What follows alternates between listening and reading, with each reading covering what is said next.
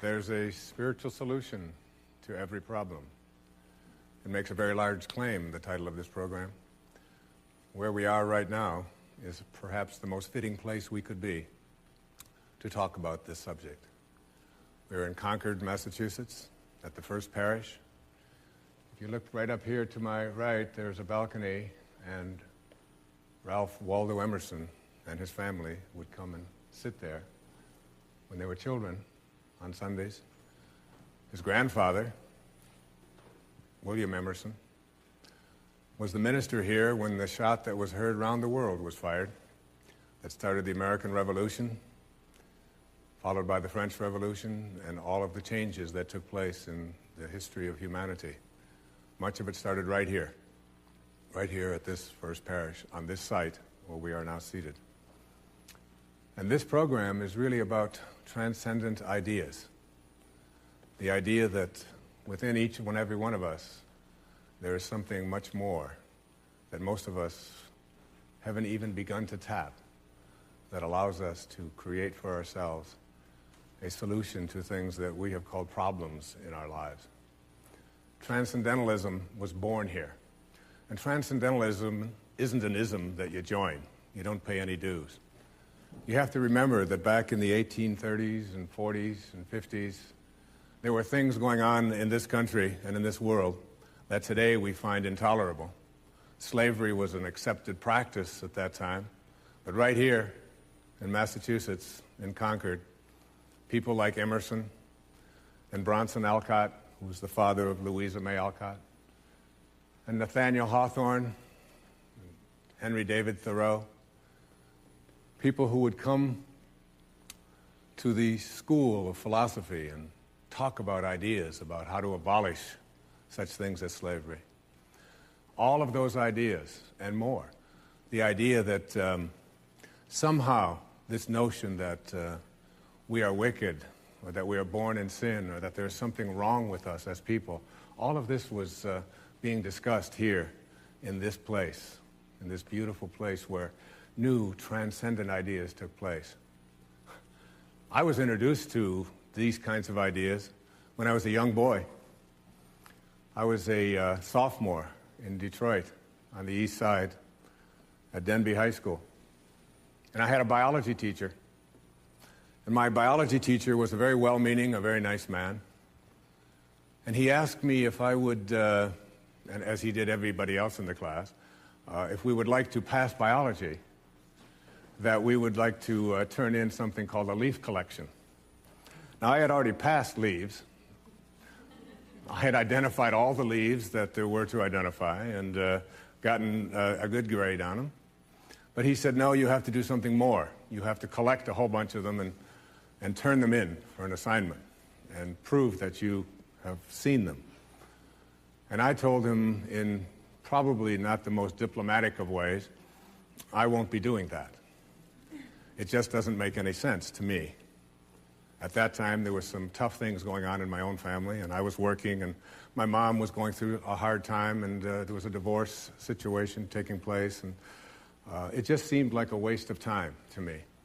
And I've always kind of been one of those people who, and I'm not saying that I encourage this, I'm just saying that I recognize it as a trait that I've lived with my entire life. That doing things that just didn't make sense were something that I always at least questioned.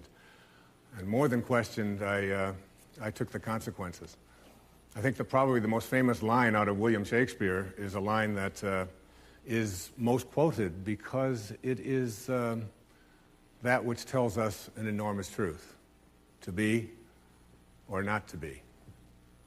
That is the question. And it's a very powerful and important question to ask yourself. Am I going to be? Am I not going to be? But the lines that followed it were even more significant. Whether 'tis nobler in the minds of men to suffer the slings and arrows of outrageous fortune, or to take arms against a sea of troubles and thus by opposing end them. And so you have to always ask yourself that question. I think I was doing that. I didn't quote Shakespeare in those days. But I knew that doing things that didn't seem right or didn't make sense or were just being done because everybody else did them, didn't fit in. And when I told my biology teacher that I wouldn't be doing that, he sent me to the principal's office. And I sat in the principal's office on this bench that had been worn smooth by generations of people just like myself, waiting to see the principal. And I waited a Monday and then a Tuesday and a Wednesday, and finally on Thursday morning I was escorted into the principal's office. And he informed me that everybody had to do the leaf collection, and I was no better than anybody else. And if I didn't do it, I would be taking biology over again in the summer.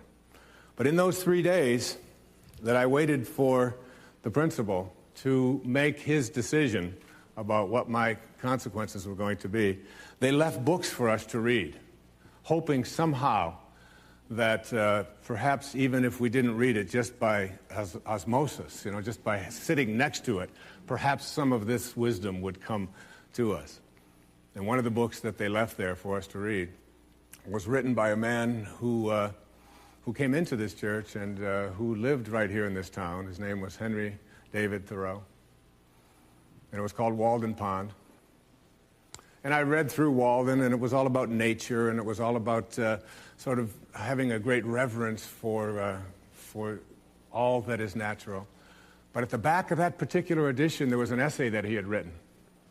And the essay was called On the Necessity of Civil Disobedience. And I'd like to recommend to any of you who are running schools, if you have children that you are trying to get to conform and to fit in and to be just like everybody else, don't have them read Thoreau. And don't tell them to read Emerson's essay on self-reliance, which also happened to be at the back of this particular edition. And in that particular essay, he was talking about the importance of taking a stand against things that you thought were foolish, and about not just fitting in and not just being what everybody else tells you should be. And by the time Thursday got in there and I went into the principal's office, I felt like I was an American philosopher. I felt like I was someone that should be in there being recognized and have books written about, rather than someone being told to write a leaf collection. And I had a girlfriend at that time. Her name was Mary Jo, and Mary Jo was one of those people that we called curve breaker, She didn't just do a leaf collection. She would have it indexed, and she would have it color-coded, and she would send to Australia for eucalyptus leaves. And she offered to even do it for me. And I said, no, it's a matter of principle. I said, it just doesn't make sense to make people do things just for the reason of fitting in and being just like everybody else. And that was my introduction to transcendentalism. And Thoreau became someone that I had great admiration for. And Emerson, who was considered to be America's teacher, I had incredible respect for. Thoreau had a wonderful definition of success in that essay. He said, if you advance confidently in the direction of your own dreams and endeavor to live the life which you have imagined, you will meet with a success unexpected in common hours. And it's always been my very favorite definition of success. Advancing confidently, making the decisions that make sense to you, being independent of the good opinion of everyone else out there, trusting in here that this is why I'm here, and there's music playing inside of me, and I must let that music come out. And too many of us don't. When I say a spiritual solution to every problem, I'd like everybody in the audience to just do me a favor, if you will. I'd like you to just point to yourself. Everybody, just for 1 second, just point to yourself. And just look around and just notice how people are. And notice that nobody's doing this. Not one person in the room is doing this. Why is that? Because who we are is not here. Who we are is what? Here. And where have you all pointed to? You pointed to your heart. Shakespeare again put it this way. He said, go to thy bosom, knock there, and ask your heart what it doth know. What it doth know. Listening to your heart is what, to me, represents the approach to a spiritual solution to every problem. There's 3 words in that title, in the title of this program: spiritual, solution, and problem. I'd like to just take a brief look at each one of them and what they mean to me. I'd like to take the word problem first. You know, I've been studying something for several years, and the thing that I've been studying is called A Course in Miracles. And A Course in Miracles is a very interesting collection of brilliant writing that I think if the world were living by it, perhaps we would have far, far fewer of the conflicts and struggles and so on that we have amongst ourselves and amongst nations and in our families and so on. And one of the lines that I came across in studying A Course in Miracles hit me very, very strongly. And this line, I couldn't get it out of my head. And here's what it said in there. It said, "You do not have any problems. You only think you do." You do not have any problems. You only think you do. Our problems are things that we carry around inside of us. And if we could recognize that these things that we call problems, no matter what they are, and I'm not here standing up here talking to you on television telling you that the financial concerns that you face every day, the struggles that you face in your relationships, the whether or not you're going to be able to handle the health concerns and challenges that are facing you, all of these things that have come into our lives that we have labeled problems. But I'd like you to just remind yourself of where they are. They're not out there. They're in here. And they all represent something that I call energy. And one of my very favorite people in all the world, because he was not only a great scientist and a great thinker, but he was a great humanitarian as well. He would have really done well here in Concord. His name was Albert Einstein. And Einstein once said, "Nothing happens until something moves." Nothing happens until something moves. Everything is movement. Things look solid to us. You know, this watch on my arm looks solid. But if I were to take a microscope and turn up the magnification and look at this thing under a very, very strong microscope, you would see that it's really a dance. It's alive. It has molecules. Inside those molecules, there are all kinds of tiny little atoms. Inside those atoms are electrons and neutrons and protons and croutons and whatever it is, all of these things that we memorized when we were in physical science classes and so on. And then we have a new thing called quantum physics, and we look inside of these electrons and we find subatomic particles and subatomic particles. And what we've discovered through all of this is that everything is just energy. And you're watching a television set right now. And that television set has something coming into your home called energy.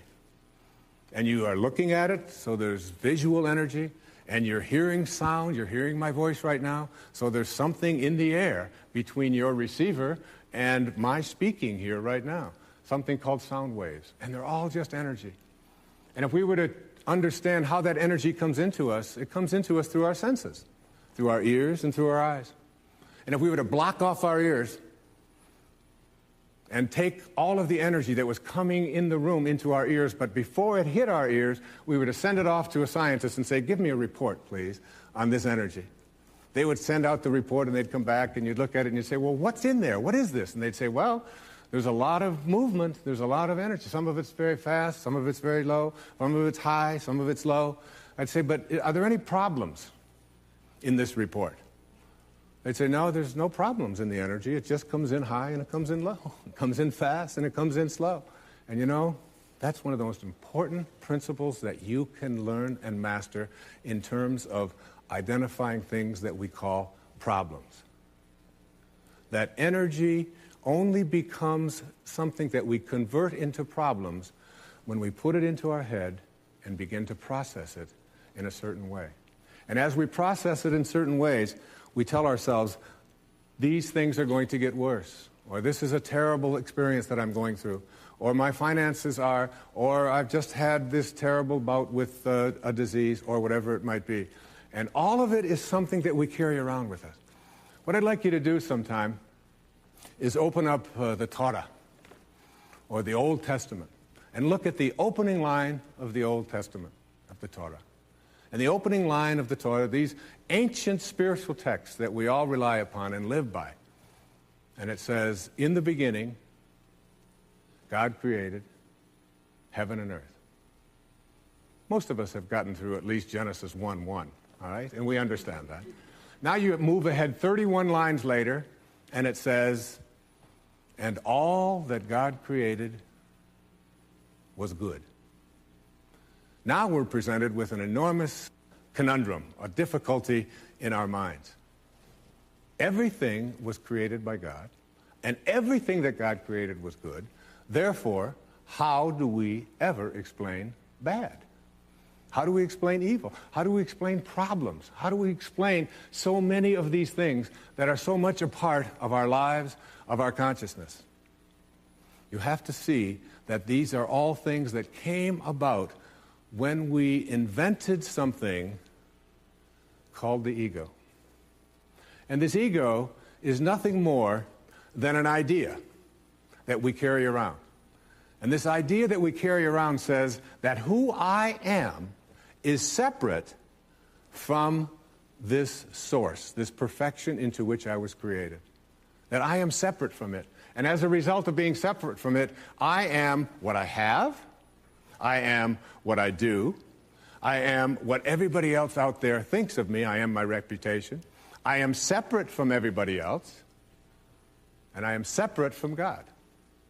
The other line that came to me in A Course in Miracles, where it uses the word problem, said this: if you do have a problem, the only problem you have is your belief that you are separate from your source. The moment that we took on this idea that we were separate from our source and no longer believed in our own integrity of our own mind, the moment that we took on that,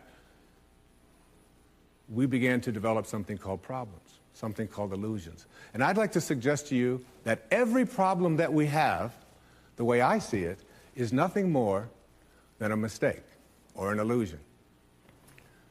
And how do we do something about these mistakes that we have? They are in our minds.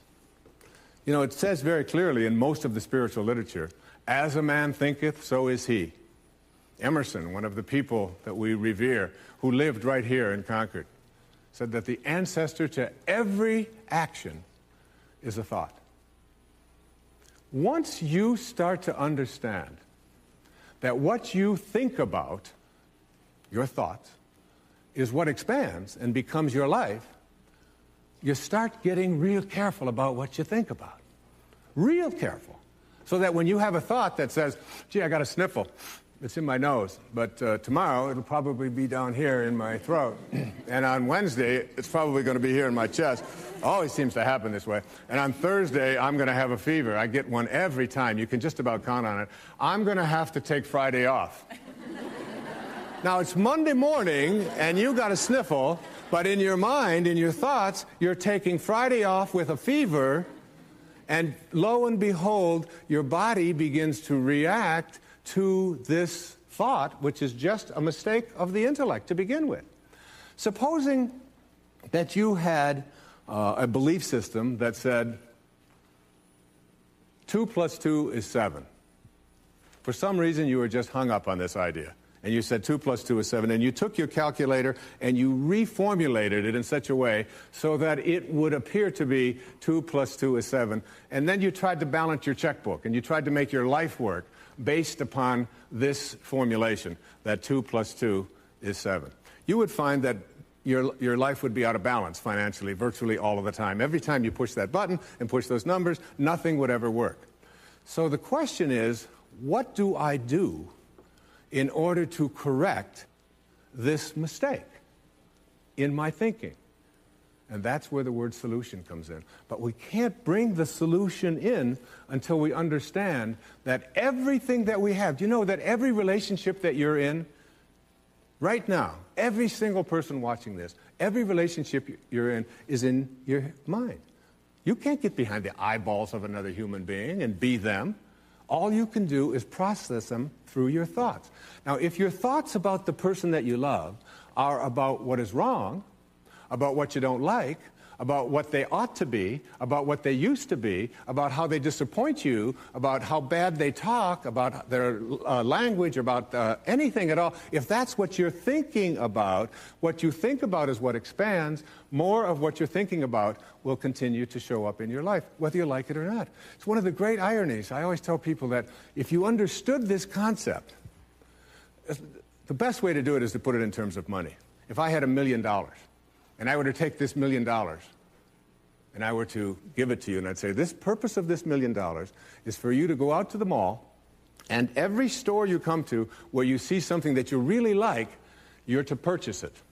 Any place you go, whatever you like, you purchase it. So you take this $1 million and say, this is great. You walk into the first store that you see, and there's a rug there that's just appalling. It's hideous. It's just awful. It doesn't match anything in your house, and it costs $10,000. And you look at that thing and you say, ugh, I would never want that. Here's $10,000. Send it home.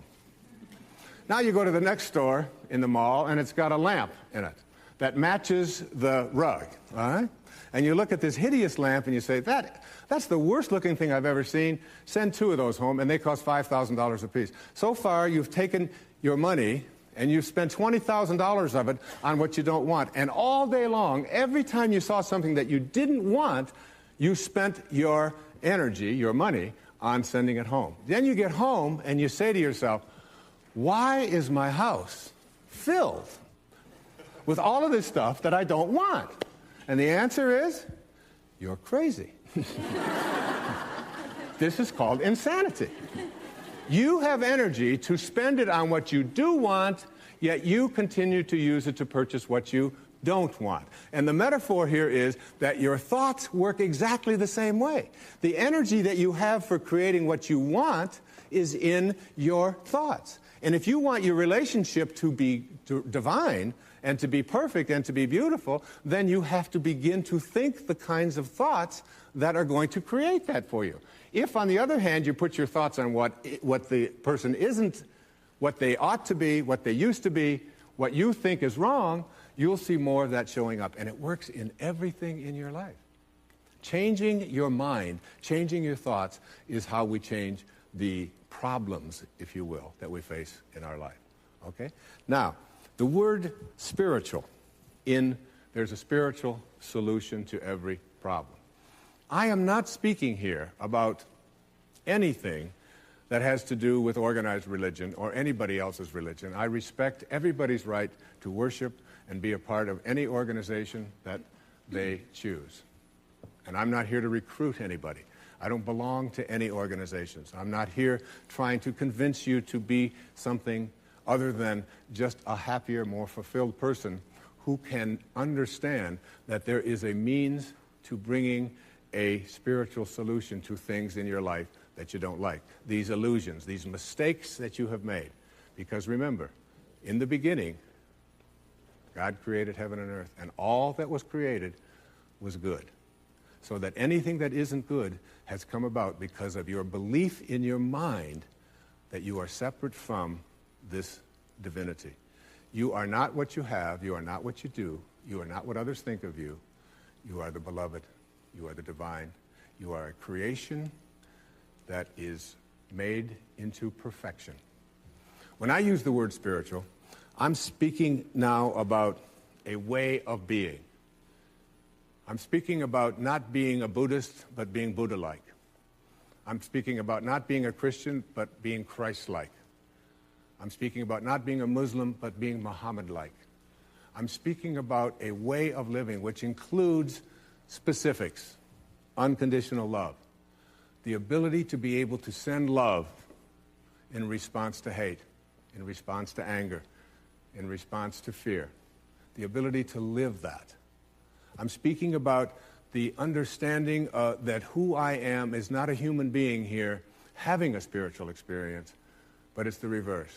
That who I am is really a spiritual being having a human experience. And so there's an infinite part of me. There's a part of me that was never born. There's a part of me that never dies. I've often said that one of the keys to higher awareness is having the ability to step outside of who you are and just become the observer to your life. And when you do that, you tune into the infinite. Carl Jung, one of the greatest teachers, I think, that ever walked on this planet, once said that the telling question of a person's life is their relationship to the infinite. Once you have that relationship to the infinite, I remember I wrote a book a few years ago. It's called Your Sacred Self. And in this book, I talked about the distinction between the ego, this part of us that wants to prove that we're right, and the part of us that wants to be at peace. And a woman came up to me at a talk, and she was one of these people who was going to give me some feedback about my book. And she said, she said, I read your book, and I didn't get anything out of it. I said, well, thank you very much. I appreciate that. She said, the only thing I can tell you that I got out of it is that now, after reading it, I no longer have a fear of dying. I said, that's all you got out of one book? This thing that all of us are always in dread of, and you read that? She said, yeah. She said, it just seemed like I understood that I'm an infinite soul after reading that. I said, well, perhaps that was the message that you had to learn, So to me, spiritual means also it means becoming quiet. It means being able to make conscious contact with your source. To no longer have a sense of everything has to be loud. I have to be constantly talking. For me, meditation is such an important part of my life. I tell people who say they don't have time to meditate, I say, you're in a car, aren't you? You drive back and forth to work? I say, well, yes, I do that, 30 minutes each way. I said, well, how often each day do you think you spend at a red light? The person will say, well, I stop at least 6 or 7 times. I say, that's maybe 1 or 2 minutes each time. They say, yes. I'll say, what I do at red lights is I just stop because my car has come to a stop and my body is in the car, so therefore it has come to a stop. The only thing that's usually still going is my mind. All right? So I say to people, take that minute or two to close your eyes, take a few deep breaths, and make conscious contact with your source. Reconnect to your source. There's always somebody behind you to let you know when your minute is up. It never fails. All right? Most of us don't understand that this business of making conscious contact can be illustrated, and if you get it, understand it. See, I think of my source as the ocean, and I think of myself as a glass. And if I were to take this glass and I were to dip it into this ocean of abundance and say, what do I have here? What I have here is a glass of my source. Now, it's not as big, and it's not as strong, but it is still a glass of my source, to which I am always connected. And if I were to take one drop of this source, and I were to put it over here, and I were to say to this drop of water, I would like you to create and sustain life. I would like you to perform miracles. I would like you to end all of my problems. And you watch that drop of water, separate from its source, you would see that it's going to change form from liquid into gas. And eventually it'll return to its source. There's no place else that it can go. There's only one source. But while this drop of water is separate from its source, it loses all of the power of its source. And this drop of water, separate from its source, is a symbol or a metaphor for your ego. The part of you that believes that you have separated from this divinity into which you were created. And as long as you're here, believing that you're separate from it, you will not understand the powers that you get when you figure out a way to reconnect to your source. And becoming quiet and becoming someone who is making conscious contact with your source is what I'm asking you to look at.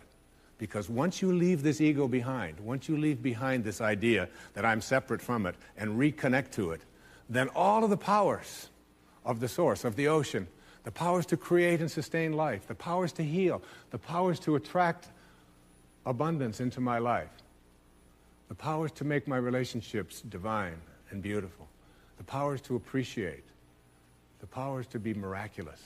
As one of my teachers, Abraham Maslow, once said that self-actualizing people, these people who live at the highest levels, are people who must be what they can be. They must be what they're potentially capable of being. And this is what I mean by being in the world of spirit. One of my favorite Persian poets, Rumi, who lived back in the 13th century, once said, "Sell your cleverness and purchase bewilderment." Be in a state of bewilderment. That's what I mean by being spiritual. One of the ways to test whether you're on the path that I'm speaking about, the path of being into a spiritual being, having a human experience rather than the other way around, is to detect in yourself how much of my energy and my time do I spend being in a state of cheerfulness. How cheerful am I? Or how morose am I? How down am I? How, when I'm coming home to my family and to those that I love, how am I anticipating what it's going to be like when I go into the house? Am I down more? Am I unhappy more? Am I looking at the pessimistic side of life? Am I always feeling that something might be wrong? Am I putting my attention on what I don't want? Because if your thoughts are on what you don't want, and what you think about is what expands, what you don't want is what you'll continue to see showing up in your life. You'll keep purchasing it. Another element of what we call spiritual in these three words in this program is the sense or the extent to which you feel connected to other people. You see, the ego is the part of us that believes that we're separate from each other. I'm separate from you, you're separate from me. You have a different body than I do. I'm separate from what I would like to attract into my life, and I am separate from God. When you move into a spiritual approach to life, you begin to see yourself as connected to everyone and everything. And competition is replaced by something called cooperation. And when you see another human being in pain or struggling, you know that a part of you is in pain and struggling. And you begin to reach out rather than looking within and saying, how does this affect just me? It's almost as if you have to make a shift. And there's a wonderful story, and I'd like to share this story with you. It's a story, this is a story that took place at the Special Olympics in Seattle. And it's a true story. And when I read it, it really grabbed me. And I thought, when I do this program, I would like to share this with the rest of the world. A few years ago, at the Seattle Special Olympics, 9 contestants, all physically or mentally disabled, assembled at the starting line for the 100-yard dash. At the gun, they all started out, not exactly in a dash, but with a relish to run the race, to finish, and to win. All that is except one little boy who stumbled on the asphalt and tumbled over a couple of times, and he began to cry. The other 8 heard the little boy crying. They slowed down and looked back. Then they all turned around and went back, and every single one of them. And one little girl with Down syndrome bent down and kissed him and said, "This will make it better." Then all 9 linked arms and walked together to the finish line. Everyone in the stadium stood, and the cheering went on for several minutes. Isn't that a beautiful story? It's the kind of thing that I refer to when I use this word spiritual. A sense of an awareness that it isn't about being better than somebody else. I think true nobility is not about being better than anyone else. It's about being better than you used to be. And I know this about myself, that if any one of you watching this show, or any of you here in this audience were giving this talk, I could be sitting in that audience, and I would have just as much to learn from what you had to say to me as you have to learn from what I may be saying to you. The thing that I know for certain today is that I'm just better than I used to be. As a man, as a father, as a writer, as a speaker, I know that I'm better than I used to be. And I try to make that something that I do each and every day. Just a little bit better than I used to be. To me, that's what I mean when I use the concept of spirituality. So there we have problem, which is a mistake of the intellect, believing that we are separate from our source, things that we carry around inside of us. Remember that if any one of you were just suddenly given the wand, which took away your ability to think, all of your problems would go with it. All right? And Spiritual, it means cheerfulness, it means kindness, it means peace, it means love, it means forgiveness, it means living these principles, feeling connected and knowing that you're infinite. And finally, the word solution. And what is the solution? The solution is the most exciting part of the program. The solution for me represents the ability to bring to your life something that can make these things called problems disappear, dissolve, and nullify. And that is what I spoke about when I opened up here a little while ago about energy. Energy comes in the form of fast and slow, high and low. And higher and faster energy nullifies lower and slower energy. A room full of darkness. Darkness is a lower and a slower energy, if you measure it, than is light. And when you bring light to the presence of a dark room, the darkness disappears, and that is a metaphor for every single one of the problems and concerns and struggles that you are facing in your life. And way back, 800 years ago, there lived a little man who gave up all of his possessions. He lived in a little village in Italy, near Florence, called Assisi. And we named one of our most famous cities in America after him. His name was Francesco, or as he became known later after his passing, St. Francis of Assisi. And I went to Assisi, and I had miracles that took place for me in visiting Assisi on several occasions.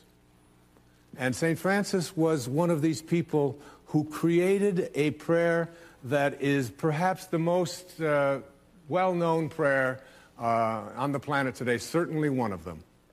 And when I wrote A Spiritual Solution to Every Problem, I took the first 7 lines of this famous prayer and I made them into a chapter of the book.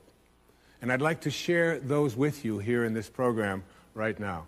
Those 7 lines, because they represent an 800-year-old technology, if you will, for bringing a spiritual solution to anything in your life that constitutes a problem. The first line in this famous prayer says, "Lord, make me an instrument of thy peace." How can I become an instrument of thy peace?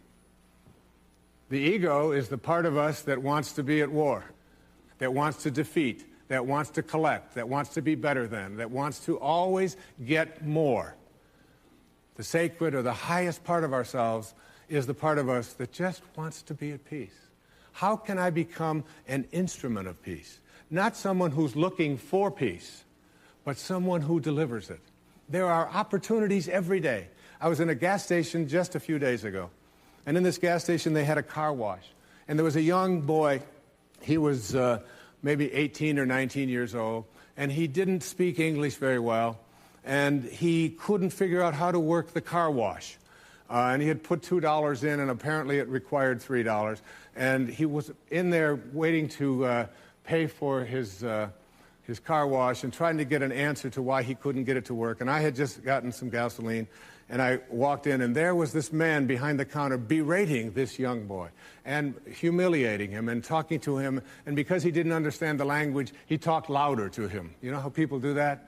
You know, if someone doesn't understand you, you say, "What I said is," and they say, "I don't understand," and then you say it even louder. Well, that's what he was doing to this young boy. And I saw this is an opportunity right here in this instant to be an instrument of peace. And I put my arm around the young man, and I said, "Come with me." And I walked out to the machine, and I took $1, and I put it into and he walked away, and he was just so happy.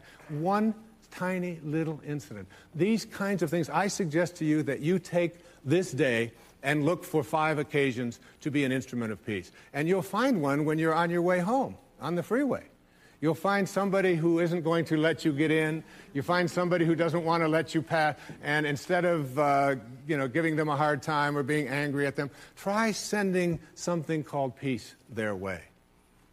There's a wonderful line that I have on the dashboard of my car. It says, "I can choose peace rather than this."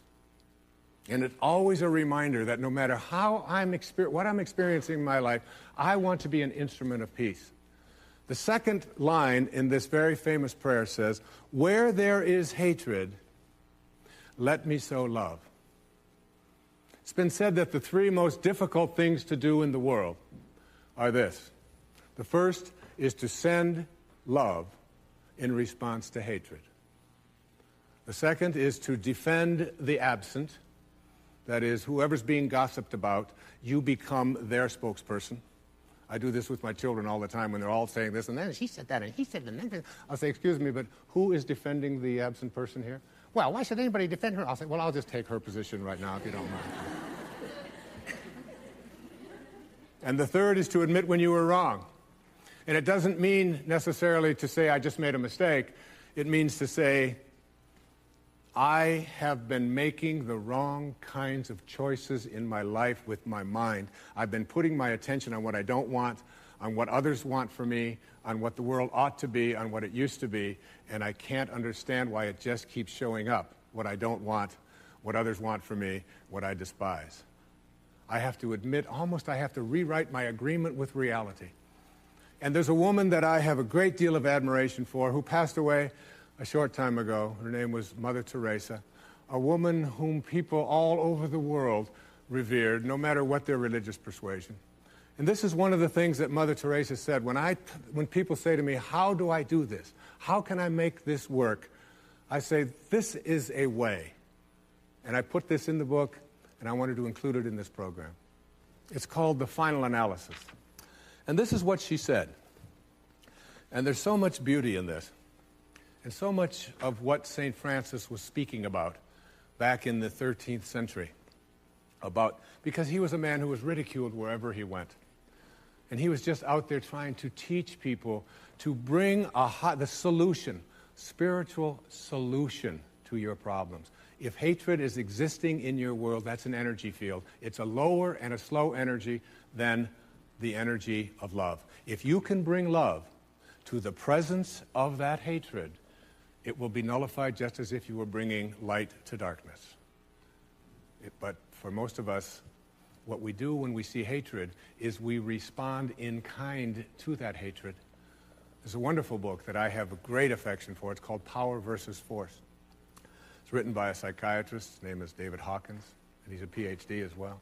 And he talks about how mankind has not evolved because every time we have a dispute, what we do in that dispute is when someone has hatred or anger or any of these slower and lower energies, is that we respond with the same energy of hatred and anger.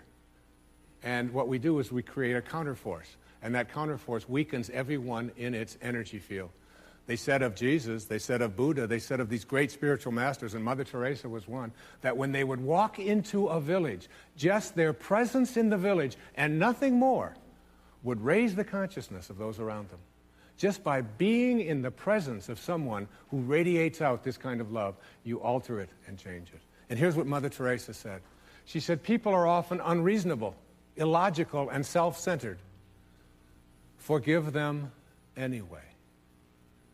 If you are kind, she said, people may accuse you of selfish, ulterior motives. Be kind anyway. If you are successful, you will win some false friends and some true enemies. Succeed anyway. If you are honest and frank, people may cheat you. Be honest and frank anyway. What you spend years building, someone may destroy overnight. Build anyway. If you find serenity and happiness, they may be jealous. Be happy anyway. The good you do today, people will often forget tomorrow. Do good anyway. Give the world the best you have, and it may just never be enough. Give the world the best you have anyway.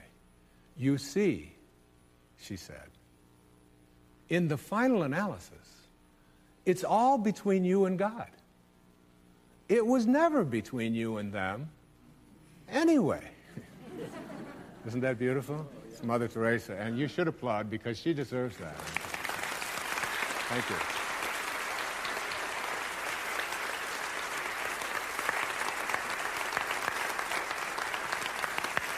You begin to see that this is an 800-year-old technology. This prayer isn't the most famous prayer in the world, or one of them, because it just happens to be catchy. This prayer of St. Francis is revered by people of all persuasions all over the world because it represents a spiritual solution to any problem you could ever face. Lord, make me an instrument of thy peace. Where there is hatred, let me sow love. Where there is injury, pardon.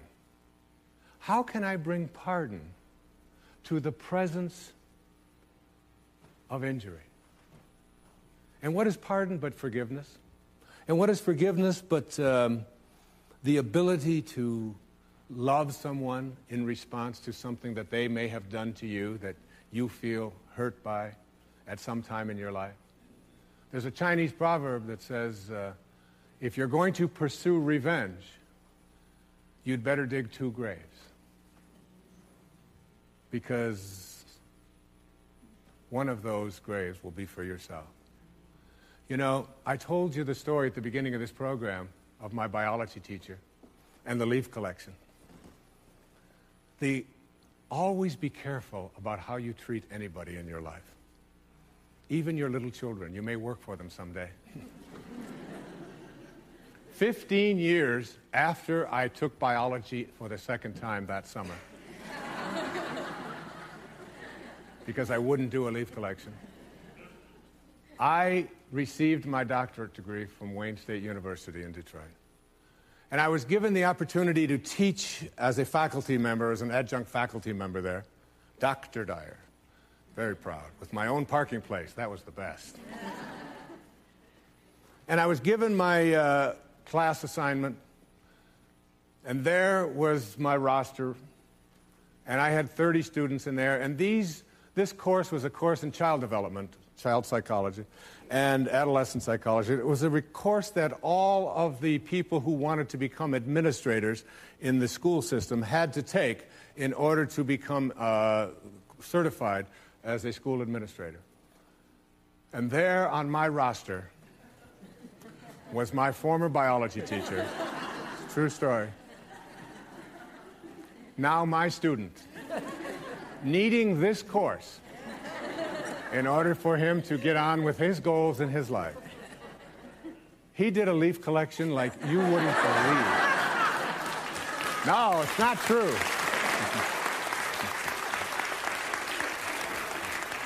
No revenge. I didn't even tell him, but I often thought about sending him down to Australia to get some eucalyptus leaves. It's just a requirement of the course. Everyone has to do it.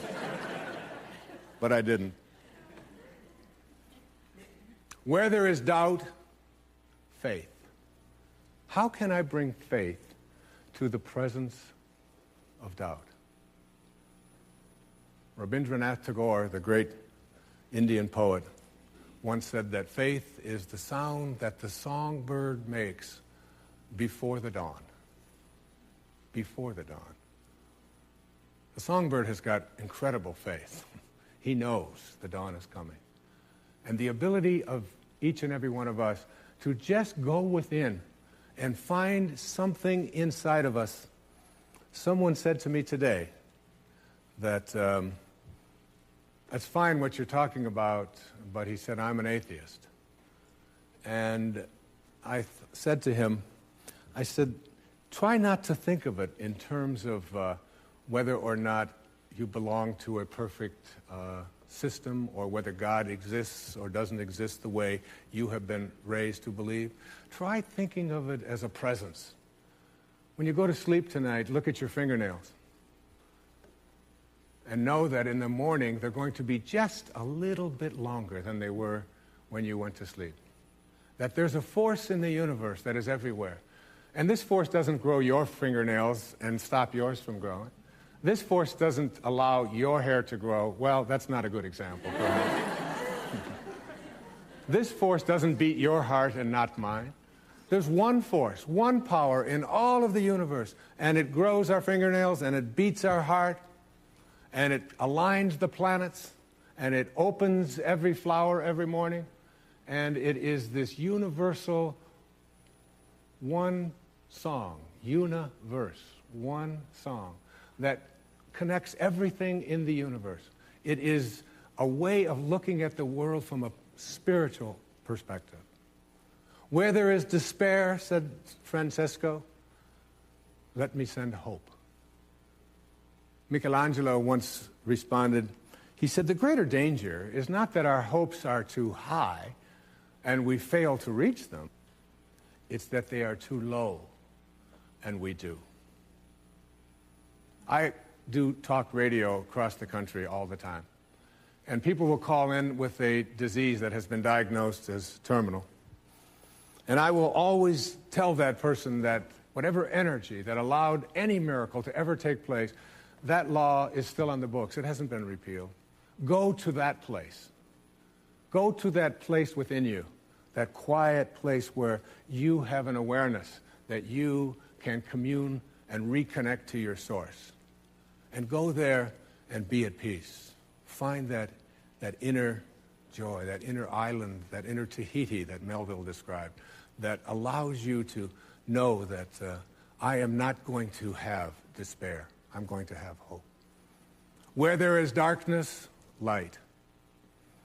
And I've spoken already about this whole metaphor of darkness and light.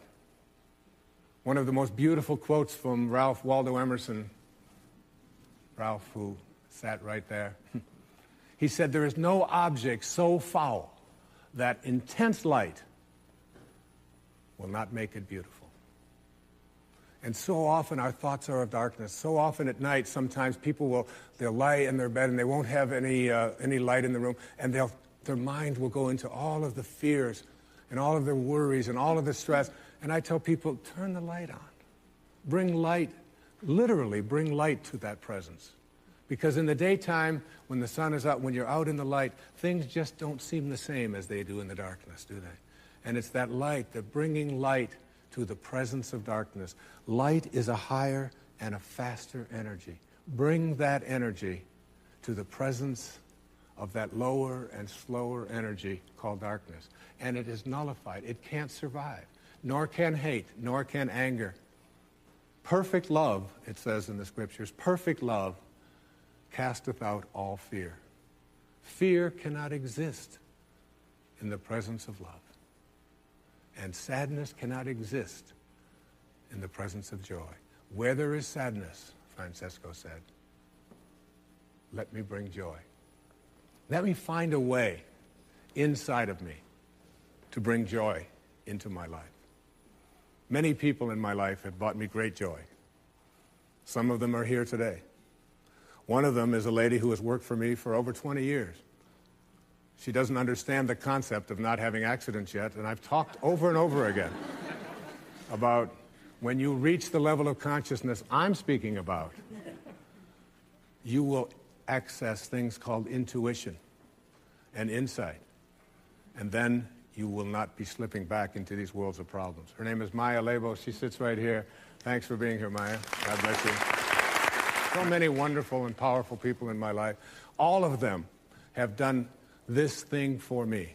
They have brought joy to the presence at times in my life of perhaps worry, perhaps fear, perhaps a little grief, sadness. And when I see them, I know that I'm living this prayer. You know, when I was raising my children, and I'm still doing that, one of my little girls, her name is Sky, and when she was just a baby, she would love to sit on my stomach when we were in the swimming pool or in the ocean. And she would just sit up there, and she would love to sing. And when she would sit up on there, we would sing this song.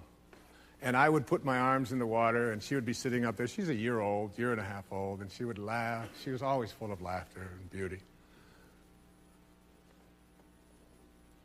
And we'd sing this song.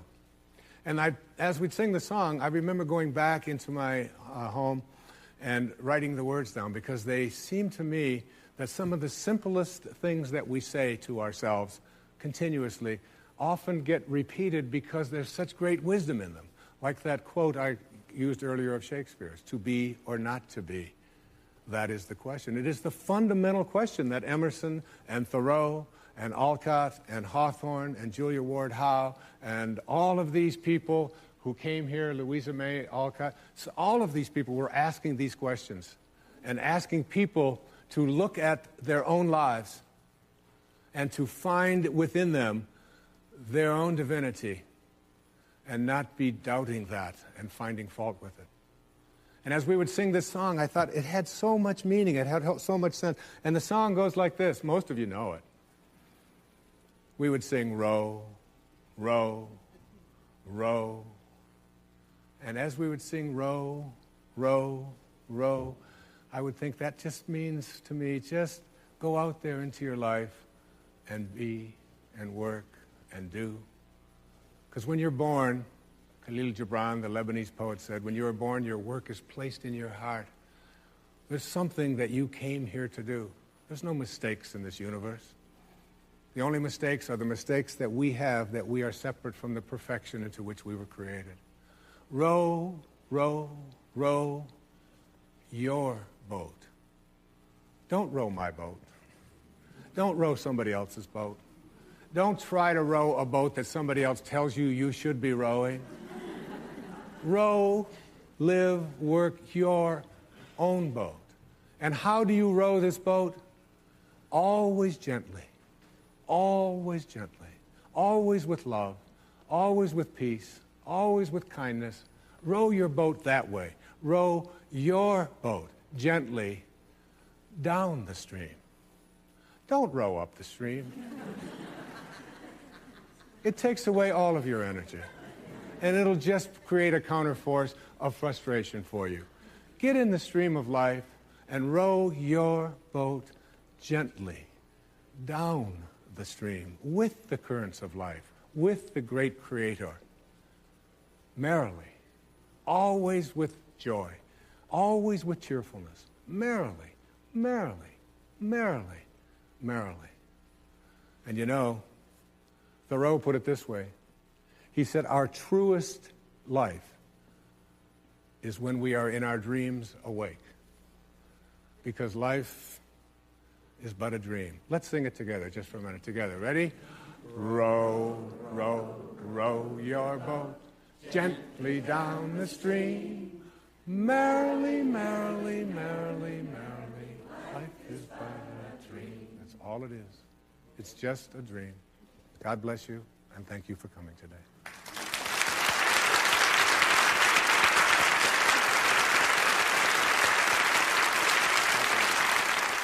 Coming up next, a special bonus segment. Dr. Dyer demonstrates the energy of our thoughts, plus a special musical performance.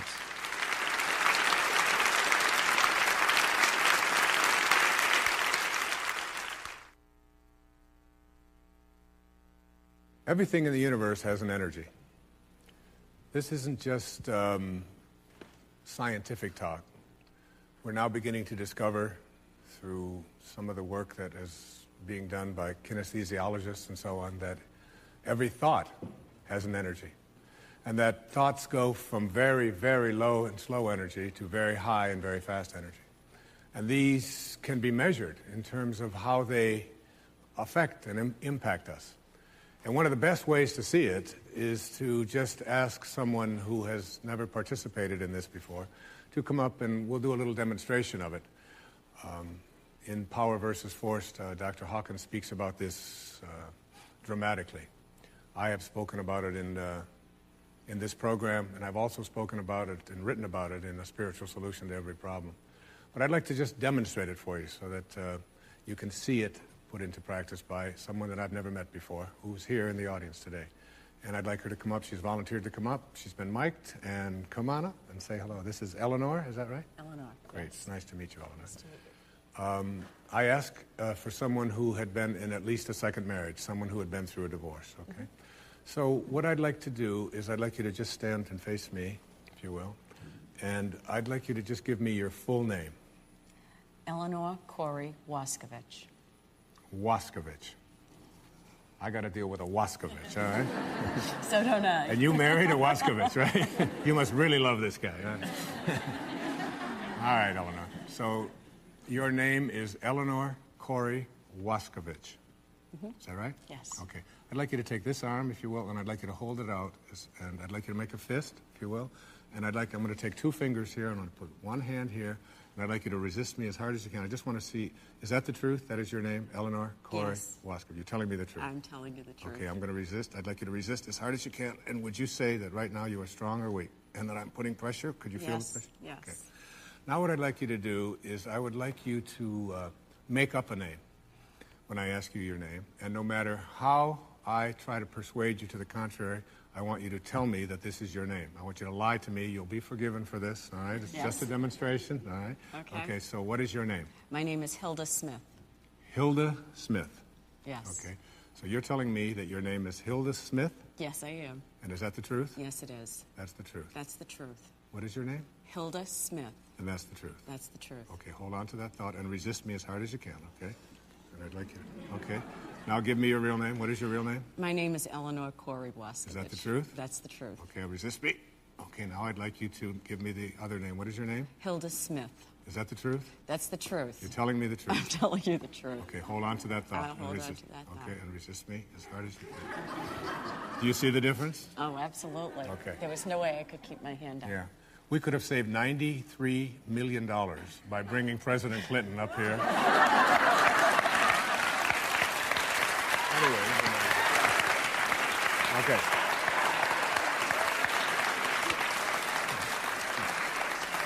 Can we try this at home? You can. Yes, we absolutely. can try this at home. What I'd like you to do now is I'd like you to think back to your first marriage. And there was a time when you realized or something came about and you had an awareness that this marriage no longer could continue. Whatever it was that you were experiencing in that moment, whether it was sense of failure, sense of too bad, sense whatever it may, I'd like you to just go back to that moment when you realized and thought, I can no longer stay married to this man. I'd like you to hold your arm out, and I'd like you to resist me as hard as you can, okay? And resist, and would you say that that thought makes you strong or weak? Put your arm out again. Mm-hmm. Okay, go back to that moment, all right? It's a sad moment, I can tell, all right? And resist me. And would you say that moment makes you strong or weak? That moment made me strong. Okay, try again. Resist it. Then why am I able to push your arm down? I don't know. Okay. You tell me. All right. Now I'd like you to come to this marriage. Are you married now? Yes, I am. Are you happily married to Waskovich? What, you going to do the hand thing? No, I'm not going to test it on whether it's a lie. I am. Okay. All right, so I'd like you to hold your arm out. And I'd like you to think in this moment, I'd like you to think about this marriage and this man, the man that you're married to, and how you feel about him right now. You know, that you're in love with this man. All right, just hold your arm and resist me as hard as you can. Resist. And would you say that that makes you stronger or weaker, that thought? Stronger. Okay, so the thought of the marriage that you're in and the love that you have makes you stronger than the thought that you... I'd like you to go back to a moment in your life, and I don't want you to share it here on television or anything. I'd just like you to think of a moment when you experienced shame in your life, all right? Something that you did, Eleanor, at some time in your life, young girl, woman, whatever it might be, that you felt shame. You don't have to share it or ask it, but I'd like you to just go to that thought and that feeling that comes about as a result of that thought. Try to relive that moment. Can you come back to that moment? Okay, and hold your arm out. And now you're thinking shame, okay? You're ashamed of something, okay? And resist me as hard as you can, all right? And what would you say? I was feeling weak. Okay, try again. Resist now as hard as you can, I will. okay? You're Yep. ashamed. Ready? And it's almost as if you have no strength at all. Shame on the map of consciousness computes at the absolute lowest, all right? I'd like you to think now of a moment of someone in your life that represents the highest spiritual energy that is possible. Whether it's a Buddha, whether it's Jesus, a Mother Teresa, a St. Francis, anybody at all that ever walked on this planet that to you symbolizes the highest spiritual values. And who would that be? So we can all have a picture of who that is. Mother Teresa. Mother Teresa, okay. Would you put your arm up, please? And I'd like you to get a picture of Mother Teresa, okay, and what she symbolizes, and resist me. And would you say that that is making you strong or weak? You're very confused by this. Okay, once again, Mother Teresa, okay? Mother Teresa. Okay. Now I'd like you to get a picture of someone that symbolizes evil. I'll give you a little help with it. Let's try an Adolf Hitler, okay? Someone who represented as symbolized putting children into ovens, someone who had a final solution, someone who is a symbol of that which we despise, perhaps, okay? Or Charles Manson or something. Can you get a picture of Hitler? Oh, yeah. Okay. So, and put this, and get that picture in your mind. Just get a picture and resist me as hard as you can. Resist as hard as you can. Would you say that that makes you strong or weak? Well, weak. Okay, now go to Mother Teresa. Just change the thought, okay, to Mother Teresa. Now go to Hitler. Change the thought. Can you see the difference? Yeah. Okay. So that every thought that you have has an energy about it. And when that thought is on the higher energies, the energies of love, the energies of kindness, the energies of acceptance, and there are many of these that we could demonstrate here, you are strengthened. And when you have a thought that is on hatred, on shame, on evil, it brings you lower. Thank you very much. Thank Ellen. you. God bless you. Thank you. God bless you.